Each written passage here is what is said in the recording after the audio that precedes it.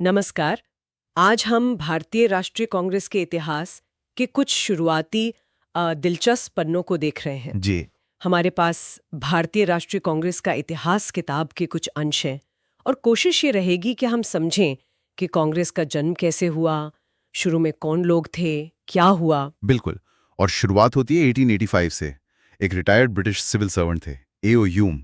उन्होंने इसकी नींव रखी। हाँ, एओ ह्यूम। और पहला अधिवेशन मतलब पहली मीटिंग। हाँ, पहली बड़ी बैठक कह सकते हैं, वो बॉम्बे में हुई थी, गोकुलदास तेजपाल संस्कृत विद्यालय में। अच्छा। और उसमें तब 72 लोग मतलब 72 प्रतिनिधि शामिल हुए थे। सिर्फ 72? हाँ, शुरुआत में इतने ही थे।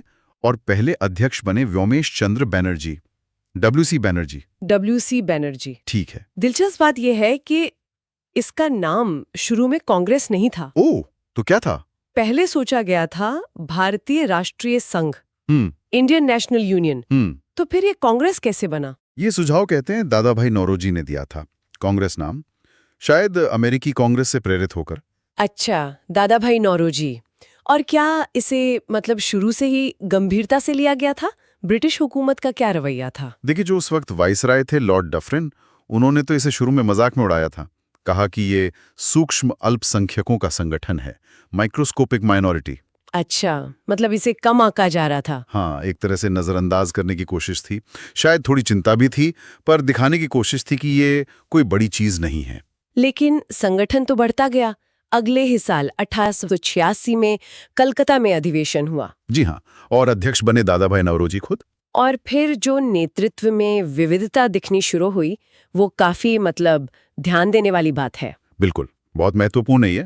1887 में मद्रास अधिवेशन में बदरुद्दीन तैयब जी पहले मुस्लिम अध्यक्ष बने। पहले मुस्लिम अध्यक्ष। हाँ, और उसके अगले ही साल 1888 में इलाहाबाद में जॉर्ज यूल, वो पहले निर्वाचित यूरोपीय अध्यक्ष थे।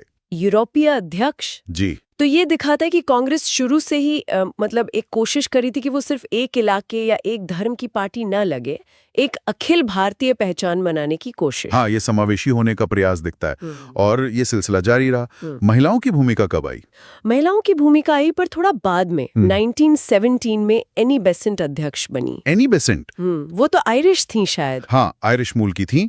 और होम रूल लीग मतलब भारत के स्वल शासन के लिए जो आंदोलन था, उसकी बहुत बड़ी नेता थी वो। और पहली भारतीय महिला अध्यक्ष वो बनी सरोजनी नायडू 1925 में। हाँ, जिन्हें हम भारत कोकिला भी कहते हैं। हाँ, भारत कोकिला। तो ये तो नेतृत्व की बात हुई। लेकिन जो अधिवेशन होते थे, उनमें क्या बड़े फैसले हुए? कुछ खास अधिवेशन? हाँ, कई अधिवेशन अहम है। जैसे 1912 का बैंकेपुर अधिवेशन। उसमें एओ ह्यूम को औपचारिक तौर पर कांग्रेस का जनक माना गया, फादर ऑफ कांग्रेस। अच्छा। लेकिन शायद उससे भी ज्यादा महत्वपूर्ण था 1916 का लखनऊ अधिवेशन। लखनऊ? वहाँ क्या हुआ? वहाँ कांग्रेस और मुस्लिम लीग दोनों एक साथ है। एक समझौता हुआ जिसे लखनऊ पैक्ट कहते हैं। अच्छा, कांग्रेस और लीग के बीच समझौता। जी। और इसी अधिवेशन में लोकमान्य तिलक ने वो अपना प्रसिद्ध नारा दिया था, स्वराज मेरा जन्मसिद्ध अधिकार है। और मैं इसे लेकर रहूंगा। बिल्कुल। तो यहाँ से कांग्रेस का रुख और मुखर होता दिखता है। हाँ, अधिकारों की मांग तेज हो रही थी। निश्चित रूप से। फिर देखिए, 1920 में लाला लाजपत राय अध्यक्ष थे, तब असहयोग आंदोलन का प्रस्ताव पास हुआ। गांधी जी वाला असहयोग आंदोलन। हाँ, उसी की शुरुआत। और एक और दिलचस्प बात, 1924 का बेलगांव अधिवेशन। वो एकमात्र ऐसा अधिवेशन था जिसकी अध्यक्षता महात्मा गांधी ने की। सिर्फ एक बार पूरी जिंदगी में? जी, वह सिर्फ एक बार वो कांग्रेस अध्यक्ष बने। और पंडित नेहरू, उनका जिक्र भी जरूरी है। बिल्कुल। जवाहरलाल नेहरू 1929 के लाहौर अधिवेशन में अध्यक्ष थे, और ये बहुत ऐतिहासिक था क्योंकि यहीं पूर्ण स्वराज का प्रस्ताव पास हुआ। पूर्ण स्वराज यानी कंप्लीट इंडिपेंडेंस। हाँ, बाद में वो 1936 में और भी अध्यक्ष बने। फिर 1938 में हरिपुरा में सुभाष चंद्र बोस अध्यक्ष बने। तब नेहरू जी की ही अध्यक्षता में राष्ट्रीय योजना समिति, नेशनल प्लानिंग कमेटी भी बनी थी। यानी आजादी के बाद भारत कैसा हो, इसकी प्लानिंग। हाँ, उसकी एक तरह से नींव रखी गई। आर्थिक योजना की दिशा में पहला कदम कह सकते हैं। लेकिन क्या कांग्रेस का रास्ता एकदम सीधा था?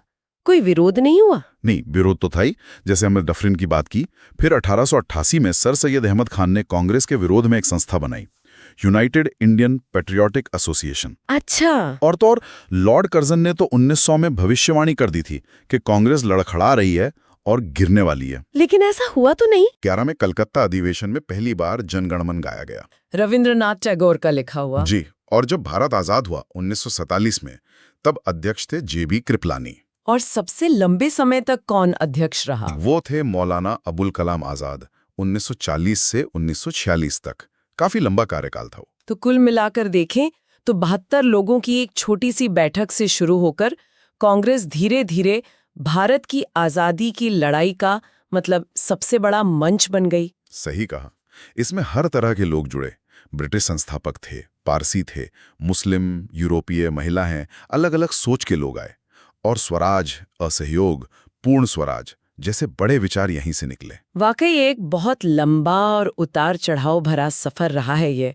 अच्छा, आखिर में एक सवाल। हमारे स्रोत ये बताते हैं कि आज़ादी मिलने के बाद महात्मा गांधी ने कांग्रेस को भंग करने का सुझाव दिया था, एक राजनीतिक दल के तौर पर खत्म कर देने का।